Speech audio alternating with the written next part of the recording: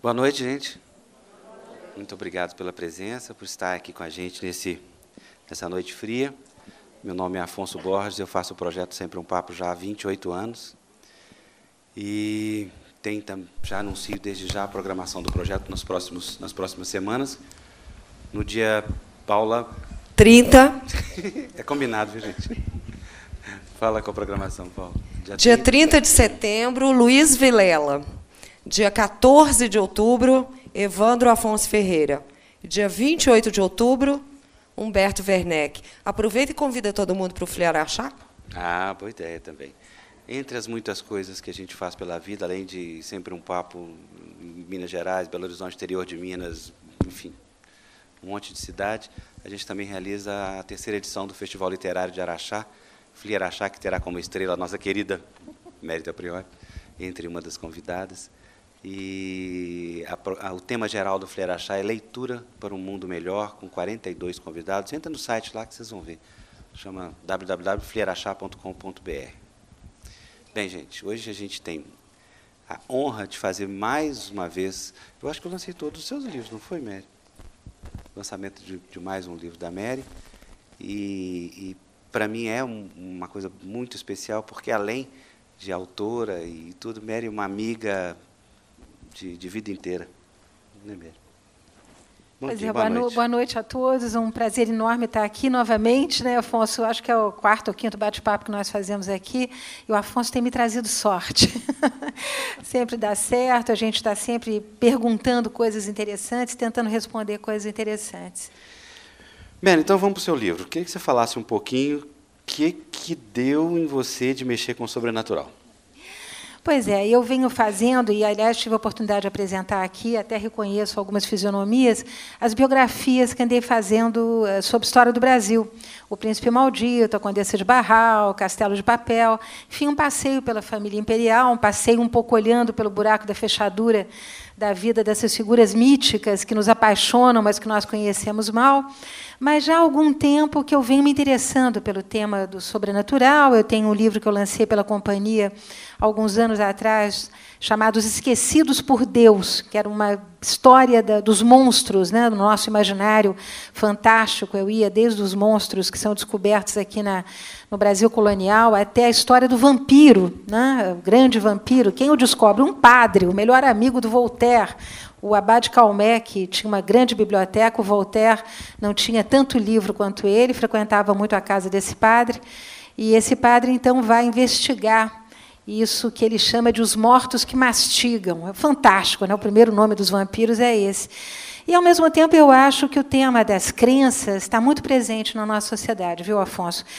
Não só ainda não foi alvo do debate político para a presidência, mas o tema das crenças, obviamente, ele envolve temas que nos dizem respeito diretamente como cidadãos, a questão do aborto, a questão do casamento gay. Isso tudo passa pelas igrejas e passa pelas crenças. Outra coisa que é muito interessante também, e que esse livro procura futucar, cutucar, é a questão da morte. Nós estamos aí no século XXI, o Brasil é um país que está envelhecendo.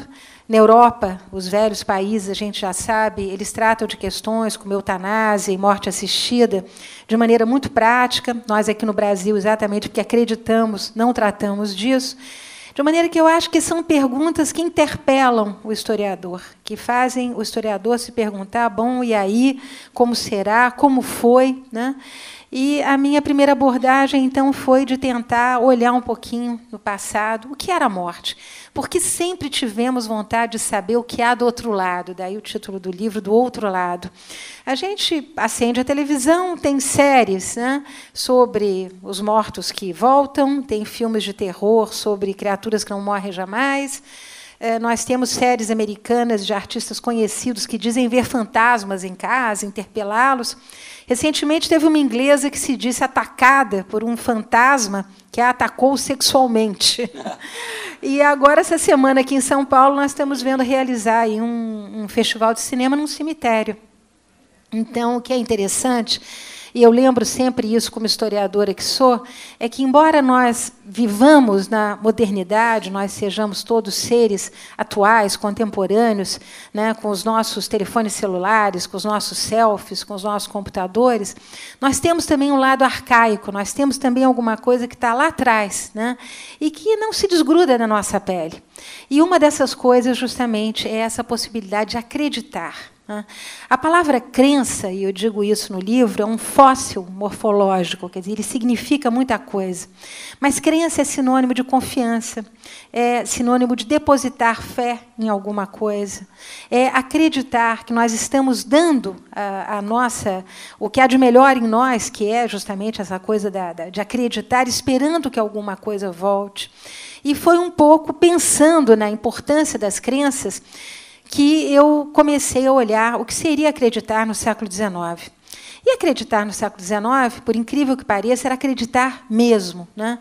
Porque muitos de nós hoje não acreditam que o que a cartomante diz vai acontecer, embora hajam milhares de anúncios pela cidade de São Paulo, traga o seu amor em 5 dias. Mas tem gente que acredita, vai lá na cartomante, paga e acredita. Tem alguns, eu vi outro dia, que se não trazer, ele devolve o dinheiro. Devolve. Esses são os politicamente corretos, né? Por exemplo, essa necessidade que nós temos, desde a antiguidade, de falar com os mortos, né? O que há do outro lado? Perguntar. Há alguma existência? Depois que nós morremos, vamos para algum lugar? Eu lembro que hoje, nas revistas científicas internacionais, há sempre um lugar para artigos que são escritos por científicos importantes sobre aquilo que eles chamam de experiência após a morte. Eu morro, ou quase morro, a minha alma, entre aspas, sai do meu corpo, ela se encaminha para um túnel de luz, ela volta, o que é que eu vejo, o que é que há do outro lado. Então, esse desejo de saber o que há do outro lado é um desejo absolutamente ancestral. E eu fui indo para trás, me interessando pelo tema, e, obviamente, não só cruzei com todas as famosas casas de candomblé, que são, obviamente, a nossa tradição africana. Aqui no Brasil, os africanos já falavam com seus mortos, mas também me aproximei desse grupo, que é certamente um dos maiores do mundo. O Brasil hoje tem cerca de 20 milhões de espíritas, né? Nós conhecemos muito o espiritismo hoje, sabemos que o João de Deus está aí operando milagres, sabemos que Zé Arigó, Dr. Fritz, há toda uma genealogia de homens que se dedicaram a fazer o bem, que era a grande preocupação do nosso Kardec, né? Mas ninguém sabe como é que o espiritismo chega ao Brasil. Por que ele vem? Quem traz? Vem em que navio? Vem na mala de quem? Quem são os que se interessam pela primeira vez? E aí descortinei também um horizonte interessantíssimo, né, de grupos aqui no Brasil que estavam realmente empenhados em mudar a realidade, né, que estavam correndo atrás de um mundo melhor, atrás dessa noção de progresso. Mas eles não estavam sozinhos, viu, Afonso? Porque há um momento, o século XIX, esse, em que todo mundo acredita na evolução para alguma coisa melhor. Quer dizer, não só Darwin havia, obviamente, lançado a sua teoria de uma evolução, né, nós teríamos outra descendência que não Adão e Eva. Os positivistas estavam procurando o progresso, os socialistas estavam também procurando um mundo melhor através da luta de classe, os iluministas antes, é 18, né? E os kardecistas, os espíritas, porque o kardecismo, essa expressão vai surgir depois, eles surgem também com essa bandeira de um mundo melhor. É muito bacana, quer dizer, eu nunca tinha lido Kardec, devo dizer, não tenho nenhuma crença, eu não sou praticante de nenhuma crença, mas mergulhar nesse mundo de pessoas que acreditavam que fazer o bem faz bem, que a caridade é uma forma de se transformar o mundo, isso eu achei extremamente importante. E devo dizer, não sei se há kardecistas aqui, que os textos de Kardec, eles, como ficção, eles são um texto literário também de grande importância. É muito bonito ler Kardec, né? Você tem prazer de ler as páginas dele. Então, a vinda do espiritismo para o Brasil foi uma coisa que me interessou. Perceber que, no século XIX, os nossos antepassados acreditavam. acreditavam que aquela fosforescência que eles viam no mar ali do Rio de Janeiro eram almas dos mortos afogados. Acreditavam que uma carruagem que passasse depois da meia-noite na rua, aquelas rodas girando em cima da pedra da rua, né? Aquele horário da noite só podia ser, mais uma vez, uma alma do outro mundo conduzindo aquela carruagem para algum lugar. Obviamente, dentro da tradição africana, nós vamos saber que tem toda uma crença nos eguns, nos mortos que voltam. E, se eram escravos, voltam para arrastar suas correntes, para fazer medo aos seus senhores que o haviam maltratado. A mulher que matou o marido tinha que ter medo de voltar para casa e encontrar o marido morto na cama para lhe puxar as orelhas. Ou um assassino, né? Ele era sempre buscado pelas suas vítimas depois, mortas, né? Para cobrar a dívida da vida. Então, isso que para nós hoje parece ficção, que nós achamos que é engraçado, né? Que são pequenas historietas, os nossos antepassados acreditavam. E eu trabalhei muito, quem tiver a oportunidade depois de ver o livro vai ver as várias fontes documentais que eu utilizei, com os jornais de época. E o que é genial é que até o início do século XX, na República Velha, os jornais vão estar dando manchetes de aparições de almas do outro mundo, de casas mal assombradas, de cartomantes que são capazes de prever o futuro, de, obviamente, centros de práticas religiosas africanas que vão ser depois perseguidas pela polícia. Eu acompanhei, o que me pareceu também muito interessante, que a resistência dos espíritas à perseguição terrível que vai ser feita a eles, tanto pela polícia como pela famosa Academia Imperial de Medicina. Eles são os primeiros a dizer que quem era espírita era ou criminoso ou louco. E, se não fosse criminoso ou louco, ia ficar criminoso ou louco. Então, a batalha de alguns homens extremamente corajosos, né, que foram para a frente do palco, como Bezerra de Menezes, né, impedir aos constituintes da Constituição de 1890 que abolissem a lei que perseguia o espiritismo e que perseguia também as casas de santo africanas. Ou então a luta de homens como Quintino Bocaiúva e Saldanha Marinho, que foram espíritas do início do espiritismo, que se engajaram abertamente na luta pela abolição. Deixa eu só te fazer um parênteses. O Hélio fez uma frase um dia que me lembrei agora, quando você começou a contar essa história, relacionando o espiritismo com o umbanda. Ele dizia o seguinte: eu não acredito no espiritismo, eu acredito na ressurreição da carne, que a pessoa volta inteira depois de morrer, voltando, fazendo aquela referência à ressurreição de Cristo, né? Da Igreja Católica, que, aliás, vai perseguir brutalmente também o espiritismo. O jornal O Apóstolo, que eu tive a oportunidade de acompanhar durante uma década inteira, né, ameaçava descomunhão os católicos que aderissem ao espiritismo. Mas o que é interessante é que o espiritismo ele rapidamente vai ganhar as elites brasileiras, né? Nós vamos ter aí muita gente que fazia parte da classe dos advogados, da classe dos jornalistas, dos intelectuais, que vão aderir imediatamente ao espiritismo, que vão receber nas suas mesas o espírito de Espartaco, que foi o grande escravo, que faz a grande rebelião dos escravos na Roma Antiga, de maneira que é uma história belíssima, uma história de conquistas, é uma história também de complicações, quer dizer, como depois se desvencilhar da imagem de um baixo espiritismo, que é a grande preocupação dos espíritas no final do século XIX, uma vez que há uma proliferação muito grande dos terreiros de candomblé. É muito interessante como nós, brasileiros, também usamos o nosso catolicismo, e, sobretudo, nós temos uma tradição de um catolicismo popular, de um catolicismo de festas, de um catolicismo de irmandades, irmandades brancas, irmandades negras, irmandades mulatas, né, festas que são muito carnavalizadas, que basta a gente ver aí a descrição de uma procissão no século XVIII para ver que essas procissões tinham carros alegóricos, danças, gente seminua, deuses do Olimpo grego, quer dizer, tudo isso era uma grande procissão católica no século XVIII, mas essa maleabilidade, essa plasticidade do catolicismo é que vai permitir os católicos serem simultaneamente maçons, positivistas e espíritas, ou então espíritas, socialistas e anarquistas, ou então maçons de santo e mais alguma coisa. Quer dizer, nós transitamos, né, nesses universos das crenças com muita facilidade. O catolicismo ele acabou sendo uma ponte para nos aproximarmos dessas outras religiões. E é o João do Rio, o grande jornalista João do Rio, que dizia muito bem que, no Rio de Janeiro, a cada esquina havia uma igreja e em cada homem havia uma crença. Quer dizer, não havia necessidade de nós estarmos amarrados a nada. O que era importante, e eu gostaria aqui de falar um pouquinho dessa conversa com os mortos, era realmente tentar se comunicar. E se essa tentativa de comunicação vai se dar na Antiguidade Clássica e até o início da Idade Média, através da necromancia, que era a invocação dos mortos, eu lembro que, em Portugal, por exemplo, na festa de finados, era comum se colocar sobre as tumbas comida e bebida, porque acreditava-se que os mortos estavam dormindo.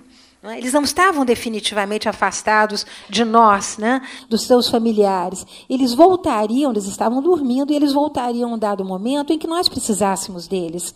Eram os vivos que tinham que cuidar dos mortos para que os mortos cuidassem dos vivos. O que acontece? Durante a Idade Média, a Igreja, obviamente, começa a constituir toda uma doutrina sobre o próprio catolicismo e resolve cortar esse meio de comunicação. Esse negócio de morto conversando com vivo, isso aí não está certo, isso é necromancia, invocação dos mortos.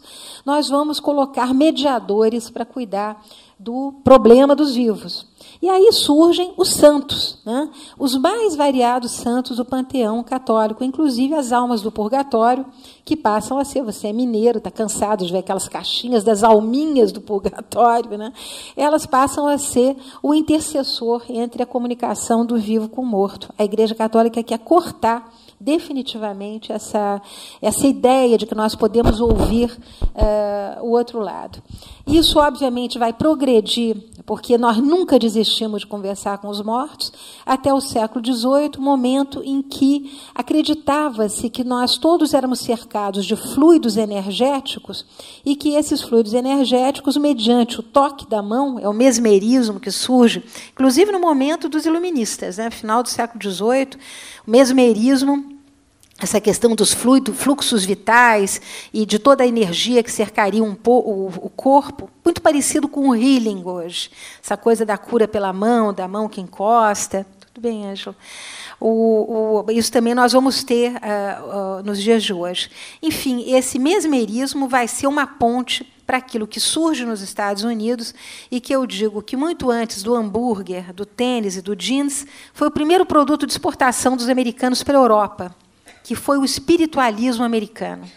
O espiritualismo americano nasce numa pequena cidadezinha, Hydalsville, perto de Nova York, na casa de umas meninas de uma família protestante que acreditam que podem se comunicar com o espírito de um indivíduo que havia sido assassinado naquela casa através de pancadas na parede. Esse tema foi retomado pelo cinema americano milhões de vezes. É só ligar aquela sessão terror, que sempre tem um espírito enterrado em algum lugar que volta para assustar, para dar uma mensagem. E nasce, assim, essa capacidade de comunicação com os espíritos. Eu não preciso dizer a vocês que, já no século XVII e XVIII, haviam vários textos, sobretudo teológicos, descrevendo todos os tipos de espíritos que haveriam, por que eles aparecem em determinado horário e não outros, por que eles não falam, o espírito perde o dom da fala, então ele sempre imita o ruído dos animais, ou ele tem que se comunicar, como essas meninas Fox descobrem, através de pancadas. E essa coisa da pancada, que cria uma gramática e que te permite comunicar-se com os espíritos, vira uma febre nos Estados Unidos, toma conta. E, como tudo nos Estados Unidos, nessa época, vira um espetáculo. Então, essas irmãs Fox, elas vão se apresentar em teatros, elas vão lotar os teatros, elas vão vender esses espetáculos de comunicação em que elas convidam o espírito para aparecer e se comunicam com eles. Há um verdadeiro modismo nos Estados Unidos, estamos aí por volta dos anos 1850. Isso lá? Tinha um nome? Espiritualismo. E isso vai ser exportado dos Estados Unidos, primeiro para a Inglaterra e depois para o Porto de Hamburgo. Por que o Porto de Hamburgo? Porque era de lá que partiam muitos imigrantes do leste europeu para os Estados Unidos. E essa vontade de se comunicar com os mortos, ela vai se acentuar nos Estados Unidos em dois momentos. No momento da Guerra de Secessão, quem viu aquele filme Lincoln, que passou há uns 2 anos atrás, não viu uma cena que era muito comum. O Lincoln manda o filho para a guerra, o filho morre na guerra, e a mulher do Lincoln faz mesa, né, o tempo todo, mesa volante, para tentar se comunicar com esse filho que morreu. Os imigrantes que vêm da Polônia, que vêm da Alemanha, da Prússia, para os Estados Unidos, que deixaram seus mortos, de quem eles cuidavam, né? Eles querem se comunicar com esses mortos. Então, os grandes especialistas que hoje estudam o espiritismo, e eu devo dizer que eu encontrei uma bibliografia fartíssima, francesa e inglesa, sobre essa questão, aqui no Brasil não está se escrevendo, né? A não ser que se escreva porque a pessoa está engajada, é espírita, quer dar o seu depoimento. Mas nós não temos estudiosos tratando da questão. O que eles dizem é que, nos países de imigração, o espiritismo floresceu, porque a vontade de conversar com os seus, aqueles que haviam ficado lá longe, era muito forte. Essa questão do espiritismo americano toma conta da Europa, vira uma moda, né? Primeiro, de uma maneira lúdica, todo mundo fazia o jogo do copo, fazia com chapéu, fazia com triângulo de madeira. Eu, inclusive, reproduzo no livro uma dessas mesas. É uma verdadeira mania, né? E, sobretudo, nos salões, passa a ser uma forma lúdica, né, de invocar os mortos, de fazer questões. Mas, nessa mesma época, o Kardec, que era um grande professor, era, inclusive, autor de vários manuais de educação, um homem que falava várias línguas, né? Ele é um poliglota e um estudioso, era, sobretudo, um homem profundamente estudioso. Ele abre um pequeno escritório em Paris, onde ele vai vender os seus manuais, sobretudo para colégios católicos, mas esse escritório é ao lado de um teatro. E, nesse teatro, do qual ele vai ser contador, quem está se exibindo é um mágico famosíssimo chamado Lacaze, que fazia justamente essas conversas com espíritos, fazia as mesas, fazia os móveis rodarem. E o Kardec, na época não se chamava Kardec, Hippolyte Léon Denisard Rivail, ele se interessa por isso tudo, começa a ser atraído por essas questões, e ele começa a notar o que esses espíritos dizem nessas cerimônias, nesses espetáculos, né?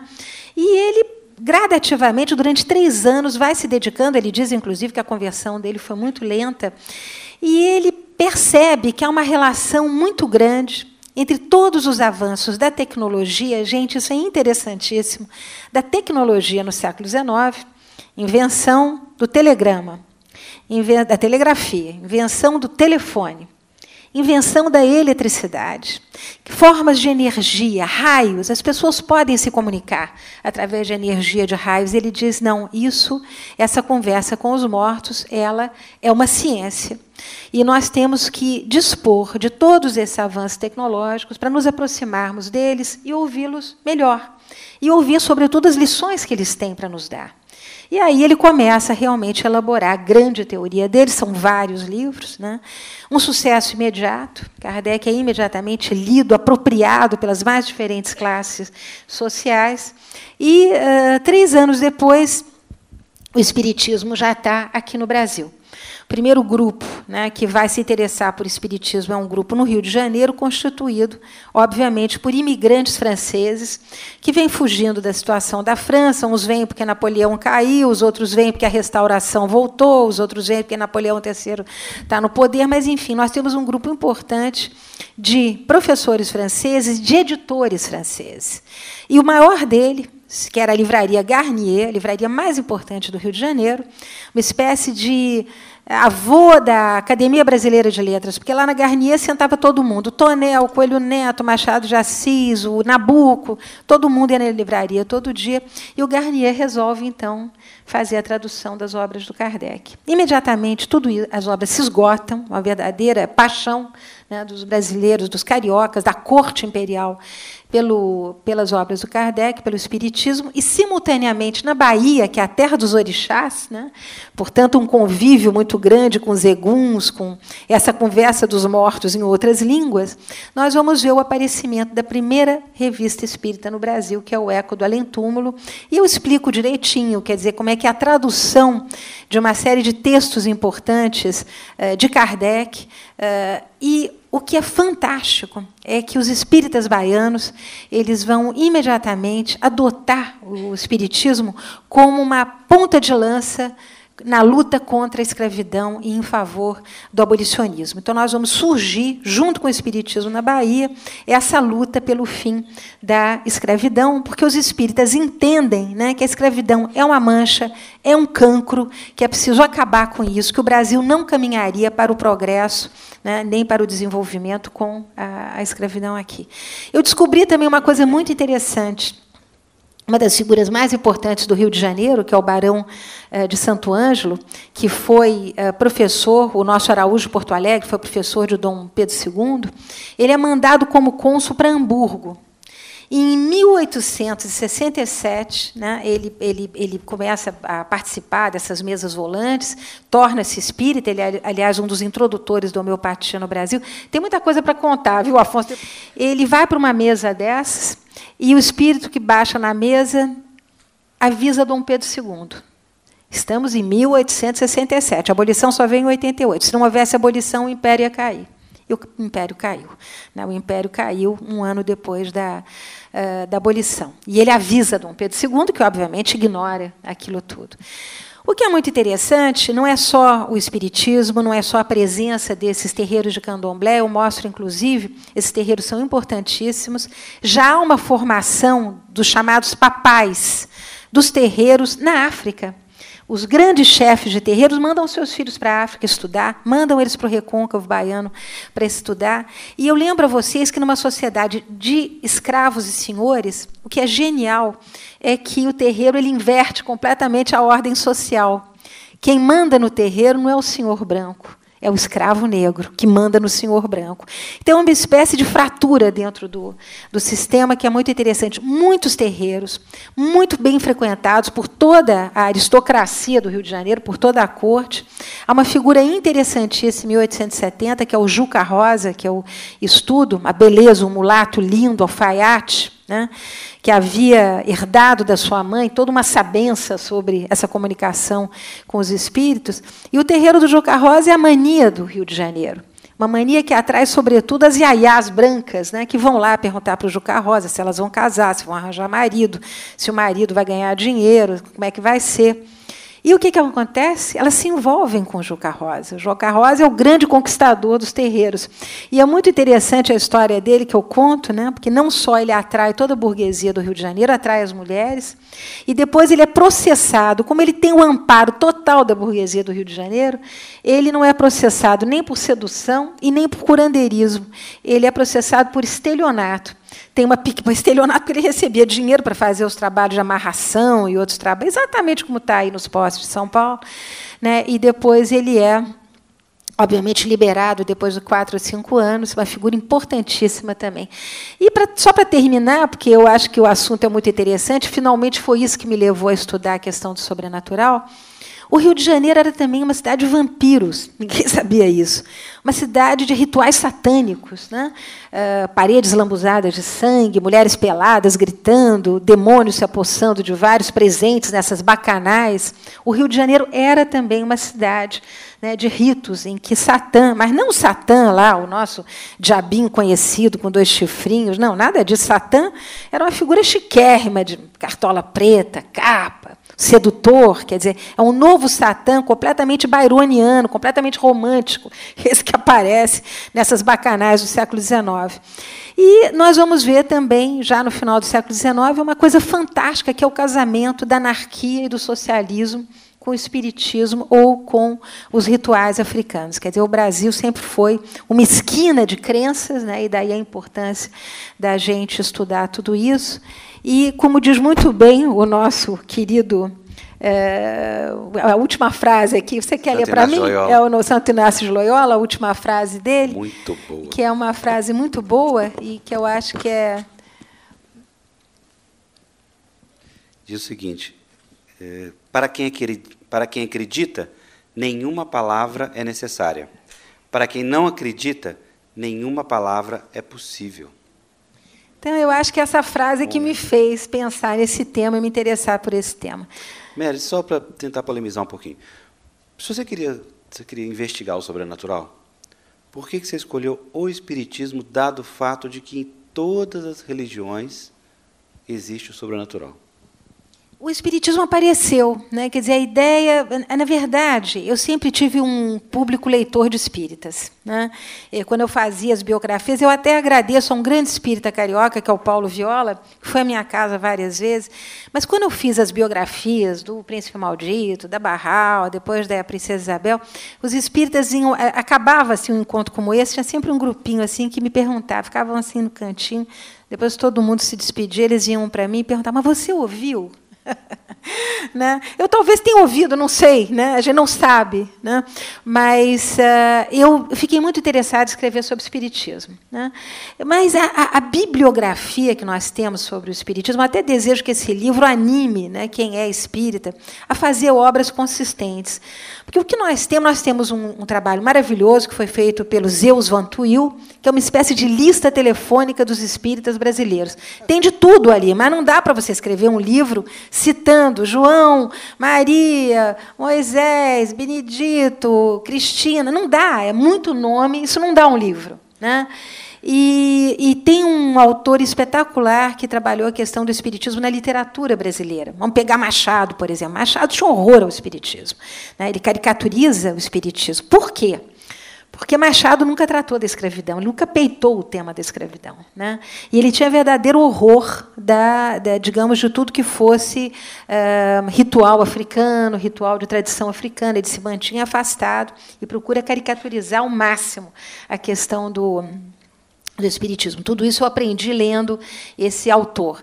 Mas nós não temos aqui trabalhos muito consistentes. Mas o espiritismo está em todos os jornais do século XIX. Né? Gente que vai a sessões de mesa volante, gente que vê, gente que escuta, gente que frequenta, gente que participa. Né? A fundação da FEB foi um grande evento, a FEB sempre com uma preocupação muito grande de educação. Isso é uma coisa bacana de dizer, viu, Afonso? Kardec tinha uma preocupação enorme com a educação das mulheres. Ele dizia que só através da educação a independência da mulher viria, a mulher poderia caminhar com as próprias pernas. Não sabe ele o que ia acontecer no Brasil em 2014. A gente tem que perguntar para ele, porque ele deve estar aí ele deve estar conversando com muita gente. Nós temos 20 milhões de espíritas. O Fernando Moraes, o Rui Castro e tantos outros amigos, eles dizem que fazer uma biografia é literalmente ir no túmulo do biografado, abrir e botar ele para viver. Você não está influenciada demais com isso, não? Com o contexto de Barral. O túmulo do Kardec é uma urna, ele foi incinerado, né? Aliás, tem dois grandes... Quem for a Paris, for o famoso cemitério do Père Lachaise, tem dois grandes túmulos, tem sempre um monte de gente. O Allan Kardec e o Jim Morrison. São dois mundos, né? Mas estão ali lotados de gente. Mas nós temos um autor, nós temos aqui um pesquisador que entrou no túmulo do seu biografado, que é o professor Paulo Resutti, que entrou no túmulo do Pedro I, que é o próximo livro dele, né, Paulo? Já me permito até falar do seu próximo livro. Paulo entrou lá, foi ver lá os ossos de Dom Pedro I, olhou bem, né? Gente, eu vou dar uma paradinha, só porque nós temos aí mais 30 minutos de evento.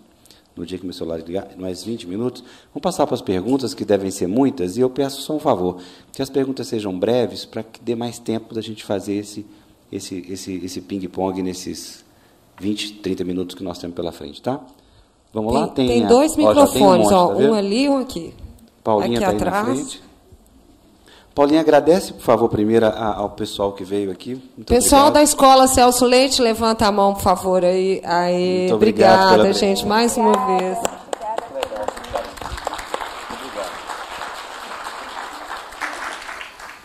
Mari, meu nome é Cristiano. Eu queria saber, já que você entrou nesse mundo do sobrenatural, se você já teve algum tipo de experiência. E se não teve, se teve alguma curiosidade de fazer algo do sobrenatural. Já fez mesa volante? Não só mesa volante, mas no caso do espiritismo, algo de sair do corpo, alguma coisa assim. Olha, você sabe que acontece uma coisa terrível na vida da gente quando a gente vai ser professor universitário. Eu acho que tem alguns professores aqui, é que isso aí vira um assunto tabu, né?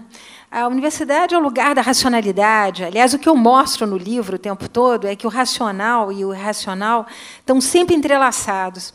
Só que, quando você vira professor de uma grande universidade, isso aí parece que tem que ir para baixo do tapete, né? E daí a dificuldade toda, todo mundo se apresenta como laico, sou laico, não acredito em nada. Mas eu confesso a você que o meu convívio com o Paulo Viola, que era uma figura absolutamente adorável, um homem dedicado à questão do jornalismo, pesquisador das questões do espiritismo, acabou realmente me interessando. Quer dizer, eu não tive a oportunidade, meu contato com os centros espíritas vem se fazendo justamente através desse livro, mas eu acredito que nada é à toa, né? O Jung dizia, o Carl Jung, o psicanalista, que ninguém está sentado à mesma mesa por acaso. E cheguei a me perguntar por que eu teria escrito sobre isso, e por que eu teria sido levada a escrever, ou será que eu fui levada a escrever sobre isso? Não sei, né? Mas, certamente, eu acho que esse livro deixou marcas. É um tema maravilhoso. Eu lamento que aqui no Brasil não haja mais seriedade, né? Em olhar o espiritismo com respeito, sem pensar simplesmente em fazer mais um livro de merchandising ou de simplesmente surfar na onda do João de Deus. Quer dizer, eu acho que merece, inclusive da Universidade Brasileira, e por parte dos historiadores, eu sou um respeito muito grande, um interesse maior, porque fontes não faltam. Eu vou te dizer uma coisa interessante. Depois que publiquei esse livro, que eu lancei no Rio, várias pessoas vieram me dizer que tinham registros dos seus antepassados, que tinham sido fundadores de centros, correspondência, anotações sobre aparições importantes. Eu só não consegui, foram as famosas fotografias, né, que são tão interessantes e que vão depois circular nos Estados Unidos e na França. Mas você já fez a mesa do copinho? Muito. Você acha que com 12 anos a gente quer saber o quê? Com quem vai casar? Né? Só fiz uma vez. Não sabe quantos casamentos vai fazer, mas quer saber se vai casar ou não. E eu digo isso, é muito interessante, porque essa proximidade entre os terreiros, a religião católica e o kardecismo, acabou sendo, para muita mocinha, né, é o João do Rio quem diz isso, elas saíam dos Barbadinhos, da igreja dos Barbadinhos, lá no Rio, onde elas faziam promessa de casamento, iam para o terreiro do Pai Gambá, que era ali perto, pedir a mesma coisa. Então, esse universo do pedido, uma coisa interessante que ficou para mim desses estudos todos, é que não é importante se a coisa vai acontecer ou não. É importante que alguém te escute e que, naquele momento, você acredite que aquilo que você está pedindo vai ser atendido. E, no mundo de hoje, eu acho que essa falta de escuta na qual nós vivemos, né, todo mundo falando para si mesmo, todo mundo correndo atrás do impossível, do relógio, do tempo, do dinheiro, isso tudo acaba nos fazendo carentes dessa escuta. O legal é que o Kardec tinha sacado isso, né? Ele percebeu, e eu até cito no livro uma poetisa americana que faz um testemunho belíssimo sobre o que é o materialismo do século XIX e o que é a vida louca que se leva e de como o espiritualismo pode ser realmente uma maneira de se combater tudo isso e de caminhar para um mundo mais harmônico, mais sereno, mais feliz para todo mundo. Mas é um livro que vai me deixar marca, sem dúvida. Obrigada. Próximo. Boa noite, como é que você chama? Boa noite, José Ferraz. Mari, sempre um prazer fantástico, né? Iluminando. A pergunta é a seguinte, você resvalou no que eu vou perguntar, quando você cita Jung. Existe algum estudo, solidamente falando, à luz da psicanálise a respeito desse caldeirão que você menciona na história? E se existe, ou caso você talvez tenha também enfocado por esse lado em algum momento? Obrigado. Olha, bom, José, primeiro prazer te reencontrar. Você é de um carinho tão grande, eu fico até comovida de te ver aqui. Eu parei no início do século XX, quer dizer, o momento em que a Nova República realmente vai cair de pau em cima do kardecismo. A FEB já está organizada nesse momento, e também dos próprios terreiros, né, de candomblé. Há ali uma espécie de indisposição enorme com relação a isso, e é também um momento muito interessante do aparecimento da Umbanda, né, que vai ser uma espécie de mistura do espiritismo esse francês, que migrou para cá no século XIX, com as crenças africanas e indígenas brasileiras. O que eu acho que nós podemos relacionar com Jung, que foi um grande apaixonado pela questão do inconsciente e dos mitos, é o papel da morte no século XIX. Diferentemente do que nós hoje sentimos em relação à morte, horror, né? Porque somos bombardeados o tempo todo com imagens terríveis, essa coisa que nós temos de mandar os nossos velhos para a CTI, esquecer, depois vem buscar uma caixinha com as cinzas, né? Porque os doentes já foram incinerados, enfim, nós temos uma relação muito doente com a morte. Quando a gente olha o século XIX, é fantástico. A visão que se tem da morte é de uma amiga, é alguém que vem buscar para uma viagem. É uma mulher belíssima, a Rainha Leto, né? Uma mulher lindíssima, com longos cabelos, seminua, sempre extremamente erotizada, interessante, com uma sexualidade que hoje está aí em tudo, de uma maneira muito explícita. Naquela época, a sexualidade e a morte estão extremamente associadas. O cemitério era um lugar de passeio para introspecção. As pessoas iam visitar a cidade dos mortos, porque é uma espécie de réplica da cidade dos vivos, com seus castelos, com suas avenidas, com a parte do pobre, com a parte do rico, né? Totalmente verdejante, porque a ideia era que as flores e as árvores encobrissem o odor da morte. É um lugar extremamente sensual. As pessoas vão lá justamente meditar sobre a própria vida, fugir do materialismo, fugir desse tempo louco que passa também já no século XIX. Então, a morte é apresentada na poesia, na literatura. Nós temos os grandes escritores franceses, Victor Hugo, Chateaubriand, escrevendo, né, sobre a vida após a morte. Eu lembro que o Victor Hugo, eu perdi, infelizmente, a oportunidade de integrar isso ao meu livro, mas acabaram de ser publicadas na França os diálogos dele nas mesas volantes. Quer dizer, quando ele tentava se comunicar com a filha dele, Adèle Hugo, né, que desaparece e morre, ele o faz sempre através das mesas volantes. Esses diálogos todos foram transcritos pelo Victor Hugo, guardados e agora publicados. Então, é um universo de uma morte romântica, de uma morte, inclusive, que nasce naqueles castelos do romantismo inglês, né? Castelos mal assombrados, mas não são figuras hediondas essas que surgem, são sempre figuras extremamente sensuais, e aí nós podemos pensar que Jung, né, através dos seus mitos, ele também se interrogou sobre a questão da morte, que é a grande questão para todos nós, aonde vamos, né, quem somos, e daí essa necessidade de falar com o outro lado, e daí a necessidade de usar a telegrafia, o rádio, o telefone. O Coelho Neto, que foi um grande espírita, ele acreditava que a gente podia levantar o telefone através de ondas magnéticas, um telefone que, obviamente, seria especializado, seria mais adiantado, falar com o outro lado. Então, como a morte é a grande questão, e será para nós brasileiros, que somos um país que estamos envelhecendo, né, nós também, muito provavelmente, mudaremos a nossa maneira de ver a morte e talvez tenhamos uma lição a tomar com aqueles que nos antecederam. Né? 2 perguntas aí, Paulinha. Beleza. Boa noite, Mari. Tudo bom? Como é que Mari, você chama? Meu nome é Silvia. Eu sou kardecista. Eu queria te fazer uma pergunta. Por que o pseudônimo Allan Kardec? Por que ele opta por isso? E se você relata algum dado, se ele realmente foi aluno do professor Pestalozzi? Foi. Obrigada, Silvia. Ele foi aluno do professor Pestalozzi, sofre uma imensa influência dele, inclusive esse interesse dele pela educação, quer dizer, educação como... Vocês vejam, tudo isso está na nossa agenda hoje, mas com outros nomes, né? Quer dizer, a educação é a grande formadora do progresso e da felicidade.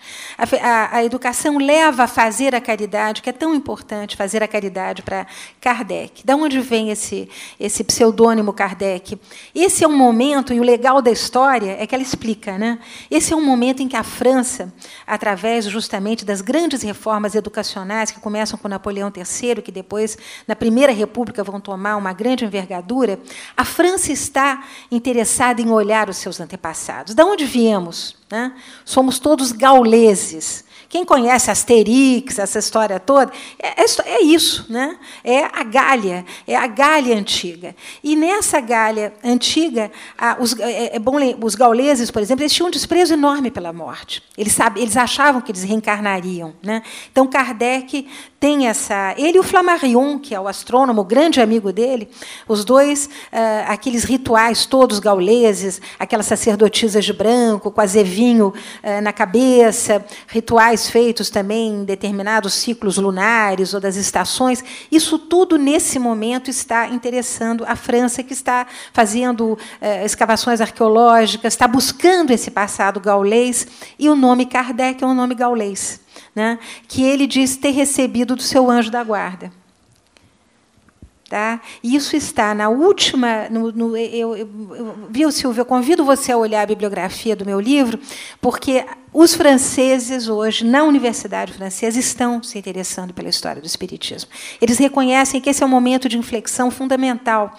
É um momento em que ideias, né, de que o mundo poderia ser um mundo melhor, seja através do materialismo histórico, dos marxistas e dos socialistas, seja através do positivismo, seja através do budismo, porque é o momento em que as línguas orientais, as coleções orientais estão entrando na França nesse momento, tudo isso faz com que as pessoas acreditem, e eu volto a dizer, nós hoje somos céticos, mas os nossos ancestrais acreditavam, que seria possível caminhar para um mundo melhor. É um mundo feito de caridade, um mundo feito de compreensão, de escuta. Né? E os textos do Kardec convidam justamente a isso. Obrigada. Boa noite, Mary. Meu nome é Helder Moura, venho de João Pessoa. Estou acompanhado com 2 companheiros de um grupo de literatura, que é o Sol das Letras. É um prazer estar aqui. Bom, eu vejo que você fala com muita paixão do texto que você escreveu. Isso é próprio do escritor que lança seu livro. Mas eu lhe pergunto, esse livro, de alguma forma, ao longo da sua formatação, mudou a sua crença em relação a esse assunto, o espiritismo? Porque eu vejo aqui um trecho, que eu folhei rapidamente, que você cita a questão dos endemoniados, que é uma citação direta à histeria, do princípio da histeria, que Freud trata lá na psicanálise. Exato. É isso. Bom, eu queria apresentar os presentes, o Helder Moura, que é um grande escritor, ele está muito discreto, jornalista, escritor, tem um livro absolutamente notável que ele acaba de reeditar, e são contos como uma caixa de... são como as bonecas russas que vão se desdobrando, e um texto absolutamente maravilhoso de ficção. Então, fica aqui a apresentação. Helder, é difícil você não ficar com perguntas, né? Eu acho que não só o espiritismo, mas também outras formas de crença vêm nos interpelando.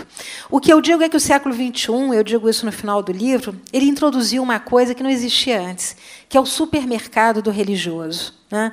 O religioso hoje ele é transnacional. Você pode comprar CDs, você pode ver programas de igrejas americanas na televisão brasileira, você pode comprar objetos, né, ditos milagrosos, a aguinha de santa não sei o quê, vai visitar num turismo religioso Nossa Senhora de Medjugorje. Quer dizer, o religioso ele mudou. Nós hoje temos esse supermercado religioso, isso é um fato, não é uma opinião, é um fato, né? E isso só comprova que as nossas questões ainda não foram respondidas. Nós estamos, né, atrás de respostas, ainda seguimos perguntando. O religioso ele tem uma função, sem dúvida nenhuma, nas sociedades. Eu acho que, em sociedades materialistas e consumistas como essas em que nós estamos vivendo, esse religioso ele está aparecendo até na interrogação dos filósofos.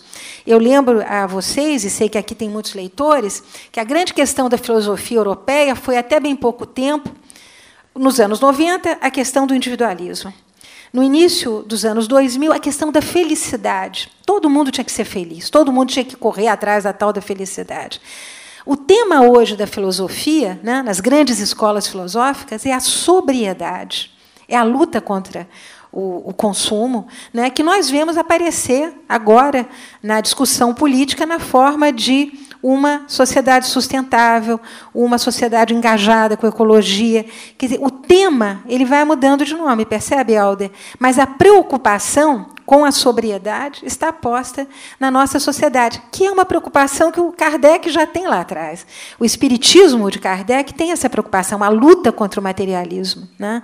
Fazer o bem se dedicar aos outros. Por que no Brasil está se começando a falar em terceiro setor? Né? Por que nós, hoje, não devemos pensar em projetos coletivos? Eu mesmo, quando escrevo sobre mulher, né, e tenho muitos livros sobre as mulheres brasileiras, eu me digo sempre, falta às mulheres brasileiras projetos coletivos que as envolvam, não é, com as suas comunidades. Há muitas heroínas que estão fazendo isso anonimamente, mas falta à sociedade brasileira valorizar isso. Então, eu acho que nós não podemos falar num todo, né, porque o Brasil é tão fragmentado. Eu digo sempre que brasileiros é com muitos S's. A realidade de quem está no Acre não é a realidade de quem está em São Paulo. A realidade de quem está no interior do Mato Grosso não é a realidade de quem está em Recife. Então, nós temos realidades no Brasil que são muito diversas e que demandam crenças muito diversas, porque as perguntas são muito diversas e as respostas também, né? Mas essa necessidade de ter fé, de confiar, né, ela é, eu penso, uma necessidade hoje no mundo, porque esse supermercado do religioso confirma isso. Está todo mundo atrás de algum milagre, está todo mundo atrás de alguém que cure física ou espiritualmente. Né? A psicanálise foi uma resposta que o José perguntou, devia ter dito isso, a essas indagações. Mas eu acho que é isso, é o supermercado religioso e as perguntas estão aí. Nós não conseguimos absolutamente abafar essa necessidade de crença que o ser humano tem. Paulinha, antes de passar para frente, como é que vai ser a questão dos livros? Você tem alguma sugestão? Vamos fazer um mega sorteio hoje, vamos dar bastante livros. Você coordena, então. O Tem pessoal já muito livro aqui, aí? gente. Ó. O pessoal já preencheu as fichinhas aí, gente? Todo mundo preenche a fichinha que nós vamos recolher agora para fazer o sorteio. Posso passar para a pergunta aí? Por favor. Boa noite. O meu nome é Mariane e minha pergunta é o seguinte. Para você escrever o seu livro, você teve que estudar bastante sobre o espiritismo, né? E em algum momento, enquanto você estava escrevendo seu livro, você sentiu medo de aparecer algum espírito para você? Olha, o Kardec já dizia, né, e eu li muito Kardec, que há várias qualidades de espíritos, né, e que o importante é a gente conversar bastante com eles para saber se o espírito é bom ou é ruim. Né? Se for bom, dá para continuar o papo, sempre um papo.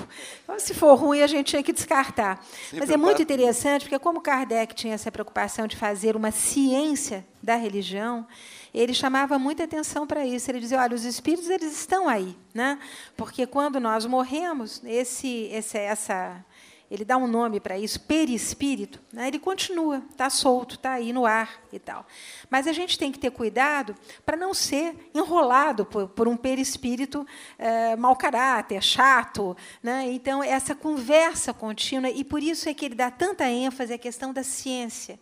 Quer dizer, vamos usar toda a tecnologia disponível no século XIX, né? Fotografia, radiofonia, tudo isso, para ter certeza de que a mensagem é boa. Vamos aprender. Né? Ele dizia que haviam 4 formas da gente se aproximar do espiritismo. Havia uma forma lúdica, a do copo, vou me casar com quem? Meu marido vai ficar rico, vou perder o meu negócio. Havia uma forma de cura, né, as pessoas que procuravam curas espíritas, que eram muitas, e a homeopatia vai ser perseguida aqui no Brasil, porque vai estar associada ao espiritismo. A forma filosófica, estudo das religiões. Ele dizia que o espiritismo seria a reunião de todas as religiões. E a forma de consolação. Eu vou para um centro espírita para conversar com aqueles que não estão mais aqui, de quem eu tenho saudade. Aquelas pessoas que virão me buscar um dia, me tomarão pela mão, me levarão para a casa delas. Né? Isso tudo está nos textos, é muito bonito. Volto a dizer, é um texto muito bonito de ser lido. Queria agradecer a presença da Estela Florence aqui. Muito obrigado, Estela. Daqui a pouquinho você tem que vir aqui no seu novo livro, hein? Combinar. Tá? Próxima pergunta. Estamos caminhando para o final. Dentro de alguns instantes, vamos fazer a penúltima pergunta. Você queria só entregar o papelzinho? Beleza. Mary, qual que é o seu próximo projeto? Já tem coisa rolando? Tenho sim, vai ser um projeto interessantíssimo, e quem me empurrou para esse projeto foi o Afonso Romano de Santana, o nosso querido Afonsinho, mineiro também, que vai estar com a gente. Seria ministro da Cultura do Aécio, né? Puta ministro, porque o cara é genial. E aconteceu, é uma história linda. o Afonso caiu numa documentação que é a história de um triângulo amoroso. Um conde russo, picaretíssima, né, mas que morava em Paris, um endereço super chique, que vem para o Brasil atrás de uma herdeira rica. O conde se chamava Maurício Haritoff. Chega aqui todo pintoso, na última moda. Achavam até esquisito, porque o brasileiro todo se vestia de preto naquela época. E o Maurício Haritoff chega de calça branca, com paletó listradinho. Caiu até meio mal, mas ele logo bota a mão numa herdeira muito rica, que é a Nicota Breves, que é a neta do Barão do Piraí, e uma das maiores fortunas do Vale do Paraíba. Menininha, casam-se, ela tem 17 anos. E eles vão viver em Paris, onde ele, obviamente, torra metade da fortuna da Nicota, e eles voltam para o Brasil para cuidar do cafezal. Eles têm uma fazenda chamada Bela Aliança, que ainda está lá no Vale do Paraíba. E eles, então, é toda a problemática da escravidão e do final da escravidão, porque são os últimos anos da escravidão. Eles vêm para o Brasil nos anos 70 e poucos, 88 é feita a libertação dos escravos, então é o apogeu e a queda dessa fazenda. Mas aí acontece uma coisa incrível, né? Ele se apaixona pela mucama da mulher, a Regina Angelorum, né? Quem conhece a oração, a Rainha dos Anjos, é uma oração para Nossa Senhora, Regina Angelorum. E ele vai ter com a Regina Angelorum 3 filhos. Depois que a Nicota Breves morre, ele se casa com a Regina Angelorum, e esse milionário russo, que tinha casa em São Petersburgo, tinha uma dacha de campo a 400 quilômetros de Moscou, tinha uma casa maravilhosa no Champs-Élysées, bem na frente ali do Arco do Triunfo, gastava horrores, né, sempre muito bem vestido. O irmão perde uma fortuna na pata dos cavalos, as irmãs fazem casamentos milionários. Esse cara acaba como funcionário público, lendo jornal em Piraí, no Vale do Paraíba, assim, um tostão furado.